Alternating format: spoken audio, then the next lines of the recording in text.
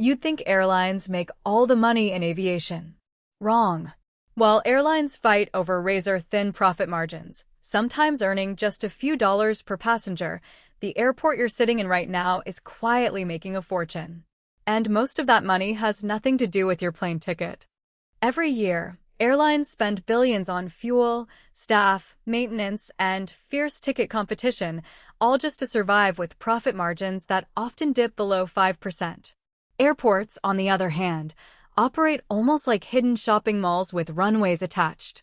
From the moment you walk through security to the moment you board, you're inside a carefully designed system built to extract money from you through retail stores, restaurants, parking, lounges, and even the rent airlines themselves pay to operate there. In this video, we're pulling back the curtain on how airports really make their money, why they profit more than the airlines flying you around, and how this hidden business model shapes the price of your next flight. Airports are businesses first, transportation hubs second. Most people assume an airport's main source of income comes from landing fees, the money airlines pay each time a plane touches down or takes off.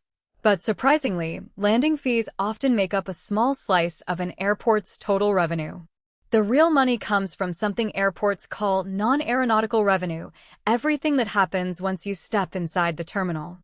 Retail and restaurants, the captive audience effect. Once you pass through security, you're stuck. You can't easily leave, and you're often waiting for hours with nothing to do.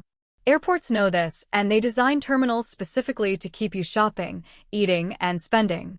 That $12 airport sandwich or $6 bottle of water isn't just pure luck. It's a business model built around a captive audience with no other options. Airports charge premium rents to retailers and restaurants, and in return, those businesses raise prices to cover the cost, knowing travelers have little choice but to pay.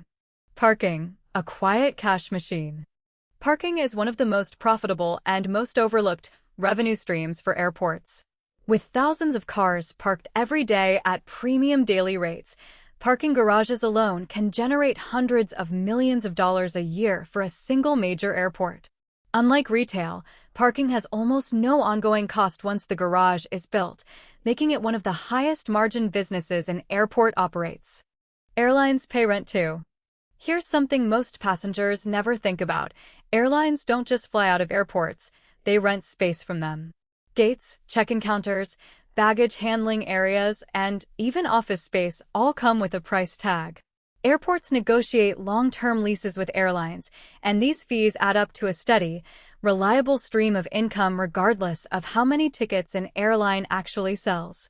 Duty-free shopping and the psychology of airport spending. Have you ever noticed that duty-free shops are never tucked away in a quiet corner? They're placed directly in your path right after security, right before your gate, sometimes stretching so wide that you're forced to walk through perfume and liquor displays just to reach your flight. This isn't an accident. It's one of the most carefully engineered retail layouts in the world. Duty-free stores exist because international travelers are exempt from certain local taxes and import duties when buying goods to take across borders. In theory, that means lower prices. But airports and retailers have discovered something even more valuable than tax savings. They've discovered a psychological loophole. When people believe they're getting a deal, they spend more freely, even on items they never planned to buy. Add to this the unique mental state of a traveler, bored, waiting, slightly anxious, and disconnected from their normal spending habits. Time feels different in an airport. There's no laundry to do, no meetings to rush to, just empty minutes to fill. Retailers know this. Airport mindset lowers your resistance to impulse purchases. That's why you'll find oversized bottles of whiskey, luxury watches, designer perfumes, and giant chocolate boxes prominently displayed, often with bright lighting and open layouts encouraging you to browse rather than walk past. Airports also strategically position these stores along your only route to the gate. Unlike a mall, where you can choose to avoid certain shops, airport layouts are often designed with duty-free as a mandatory hallway. The longer and more maze-like the walk, the more exposure you get to tempting displays, and the higher the odds you'll buy something you didn't plan for. The financial impact of this strategy is enormous. Duty-free and travel retail is a global industry worth tens of billions of dollars annually, with airports taking a significant cut through leasing agreements and revenue-sharing deals with retailers. In some major international hubs, duty-free sales alone can rival or even exceed revenue from airline gate fees. In short, duty-free shopping isn't just a convenience for travelers. It's one of the most profitable psychological experiments in modern retail, hiding in plain sight at nearly every airport in the world. Airport real estate, hotels, offices, and land development. Beyond the shops, restaurants, and parking garages, the biggest airports in the world have quietly transformed into something much bigger than transportation hubs. They've become real estate empires. Major airports often sit on thousands of acres of land, and only a fraction of that space is actually used for runways and terminals. The rest is prime real estate, and airport authorities have learned to treat it that way. Take a look at hotels built directly inside or attached to major airports. These aren't just a convenience for delayed passengers, they're a steady, high-margin revenue stream. Airports often lease the land to hotel chains or operate the properties themselves, collecting rent or a share of profits from every room booked, every business traveler staying overnight, and every layover guest looking for a bed between flights.